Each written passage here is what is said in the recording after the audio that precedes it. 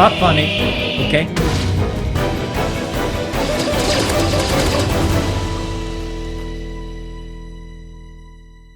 What is up, Gamer Nation? If you love PewDiePie as much as I do, you are probably incredibly hyped that he's officially a Minecraft channel now. To honor our Lord and Savior, I decided to add him to Minecraft. The data pack I made contains a PewDiePie boss fight, Jürgen, Sven, Watersheep, and some sweet gaming gear. The download link can be found in the description. If you need help installing it, skip to the timestamp you see on screen. But now let's take a look at what the data pack has to offer. To spawn in PewDiePie, you need to build a little auto first by putting 4 redstone torches on the sides of a diamond block. Next you need to get a nether star, rename it to PewDiePie using an anvil, and then drop it onto the diamond block. The final item you need is a sword. The type of sword depends on how good of a gamer you are, and indicates how difficult the boss fight will be. A stone sword leads to a medium difficulty, which I personally find the most enjoyable. To all the noobs out there, I recommend using a wooden sword instead, which will make the fight not as stressful. If you are a pro gamer and the medium difficulty is too easy for you, try out the hard mode by dropping an iron sword on the altar. Fair warning though, it's gonna be really tough and I recommend bringing a lot of gear and armor. Once all the items are on top of the diamond block, the one and only PewDiePie will spawn. He will run into your direction, whereas the speed depends on the difficulty of your choice. His ultimate goal is to kill you, which, well, you should try to avoid. Apart from a standard melee attack, he has 2 special moves, one for close range combat and one to hunt you down from a distance. Whenever you get too close, he'll try to throw you into the air. To telegraph this attack, he will Slav squat for a short moment and then unleash all his power. Make sure you run away whenever he does that, or you will take a lot of damage. The height you are launched up and attack range also depend on the selected difficulty. Running away though causes a bit of an issue too, because whenever you do, he will launch exploding T-series logos into your direction. The combination of these 2 attacks makes it very hard to rest during the fight and always keeps you on your feet. If you have functioning eyes, you will have probably noticed the boss bar on top of the screen, which displays PewDiePie's current health. Whenever you hit him, it will decrease a certain amount depending on the difficulty. Just as a little tip, bows and arrows are a much more effective weapon and cause 3 times as much damage. It only makes sense to use it at a distance though, or PewDiePie will be able to catch up and punch you in the face. Once PewDiePie reaches 75% of his health, he will enter God mode and get in his share. The initial attack of this mode makes him shoot 5 bro fists at you in quick succession. As soon as the animation starts, try to find cover or you'll get withered away if you are hit. Once again, the duration and strength of the effect depend on the selected difficulty. He will also spawn Jürgen to assist him in the fight. During this stage, he will randomly fly around and cannot be damaged. I also implemented a system that makes him catch up to you, so he basically just acts as some sort of passive evil overlord that watches you die. The real enemies here are the minions he spawns. They will try to chase you down and kill you for their master. With 100 hearts of health, they can take quite a while to defeat. But once you do, PewDiePie, enraged by his loss, will jump back into action. The boss fight continues in the same fashion. Once you bring him down to half HP, the flying stage will be initiated once again, with the only difference that it's now Sven trying to take you out. The smaller hitbox and increased running speed makes this a lot more tricky though.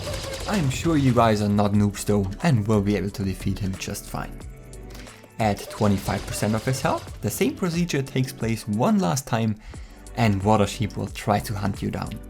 If you manage to completely drain him of his health, you will be awarded with lots of experience points and 4 epic PewDiePie gadgets. Let's start off with the headphones. Select them in your inventory and right click to put them on. If you go into third person mode, they will now appear on your head, which just looks absolutely fantastic, I think. That is not all though, because wearing them actually plays some note block music. A massive thank you to Grande for allowing me to use his songs for this purpose. There are 3 songs altogether, and they will continue playing one after another. You can also use the arrows in the chat to either skip a song or jump back to a previous one. Number 1 had to be Blood Lasagna, of course. It's just an absolute classic and had to be in there. The second song is Congratulations and sounds fantastic as well. And last but not least, the headphones will play I Love It by Lil Pump. This one has nothing to do with PewDiePie, but let's just say I have a strong emotional connection with that song. If you've listened to enough Noteblock tunes, just take the headphones off and the music will stop. Gadget number 2 is a Bro Fist bazooka and does exactly what you would expect. Whenever you right click, a Bro Fist will be launched into the direction you're looking in and explode upon impact. There was only a cooldown of about 1 second, so it can be used to cause quite a bit of destruction. If watching PewDiePie does not give you enough pleasure already, you might want to try cosplaying as your idol. Select the costume in your inventory and right click to put it on. With your new improved appearance, you can now walk the world with much more confidence. There is a normal standing pose and a walking animation. I made a super smart system that even recognizes sprint jumping and only makes 1 step per contact with the ground. For the sneaking pose, I went for a standard approach at first, but then I had the genius idea to make him Slav squat instead. So yeah, that's a thing now. To take the costume off, just pick up the item from your head slot and put it back in your inventory. I saved the best one for last, so now let's take a look at the PewDiePie gaming chair. To spawn it in, all you need to do is right click. Keep in mind though that you need to face a surface that the chair can be placed on. So if you look into the air, nothing will happen. Right click the model to get on and you'll find yourself seated in the chair of the king. If you're not impressed yet, then I'll have you know that it can do this. These 2 seat positions can easily be triggered by looking straight up or down. That's not all though, because as soon as you select your first inventory slot, the chair will slowly move forward. In case you're wondering what the purpose of the second chair pose is, here's your answer. The absolute best thing about the chair is that I made it work in combination with the costume as well. If you put it on and then right click the chair, it will now display PewDiePie instead of your own player model. Since it would unfortunately block your view in first person mode, you'll have to play in F5 mode instead. And of course, tilting your chair back also works.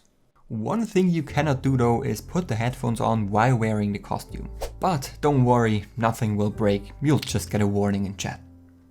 Picking up the chair is really simple as well.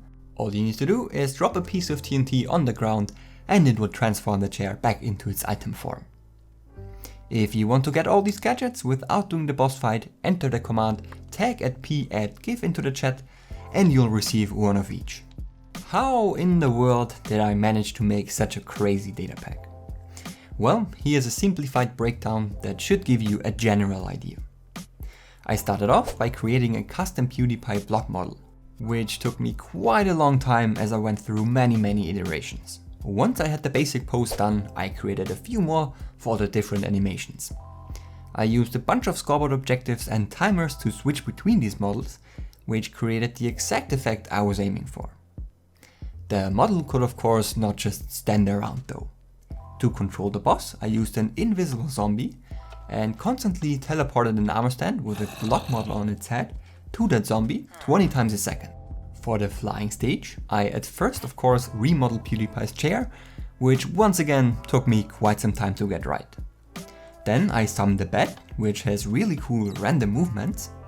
I made it invisible and teleported the zombie and therefore armor stand as well to the bed. For all the different attacks and stage transitions I used some more armor stands and timers, which was rather simple to do. It was just time consuming and fiddling around a lot. The chair uses some invisible entities as well. In this case I summoned a pig riding an armor stand.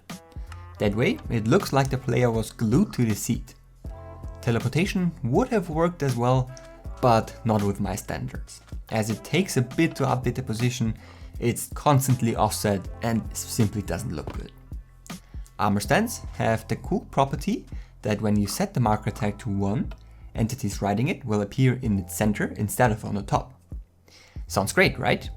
The problem is that in 1.14 you can no longer give motion to armor stands with that tag. which sucks because I wanted to move the armor stand around. My solution was to just summon yet another armor stand with marker set to 0, apply the motion to that, and then teleport the visual representation, including the seat, there. That's just a small insight of the problems I ran into. Altogether, this data pack contains about 900 commands, so you can probably imagine how long it took me to put this together. Worth every single second though, if I look at the final result now. If this sounds like something you want to use in your own world, here's a quick installation tutorial if you've never used data packs before. Head on over to my website and download the zip file from there. Now open your .minecraft directory and navigate to the data packs folder of your world. If you don't know how to get there, just press Windows and R, type %appdata%, open .minecraft, saves, your world, and finally data packs. In the folder you downloaded earlier, you'll find a data pack, which you have to paste in there.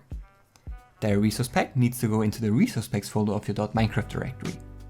Once you've done all that, open your world in 1.14, activate the resource pack, and as soon as you get the welcome message, you are good to go. And that concludes today's video. I had an absolute blast creating this data pack and hope you enjoy playing around with it. If you liked the video, a positive rating and comment would make my day, and if you want to see more creations like this, feel free to subscribe. Thank you so much for watching, and I'll see you in my next video.